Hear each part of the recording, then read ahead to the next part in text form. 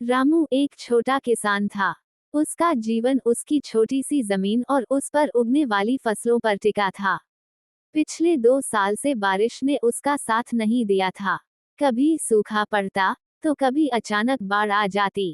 कर्ज बढ़ता गया और घर में खुशी कम होती गई। हर सुबह रामू खेत पर जाता और सूखी मिट्टी को देखकर उसकी आंखें भर आती।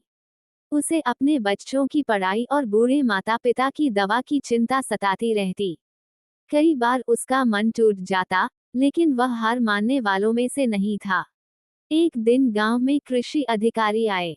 उन्होंने किसानों को नई खेती की तकनीक, कम पानी में होने वाली फसलें और सरकारी मदद की योजनाओं के बारे में बताया। रामू ने हिम्मत करके थोड़ी सी मदद ली और अपने खेत में नई विधि से बीज बोए।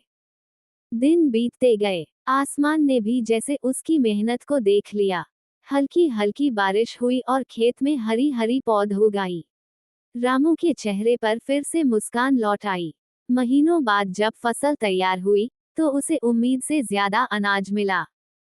उस दिन रामू ने समझा कि किसान का जीवन मुश्किलों से भरा होता है, लेकिन मेहनत और उम्मीद कभी बेकार नहीं जाती।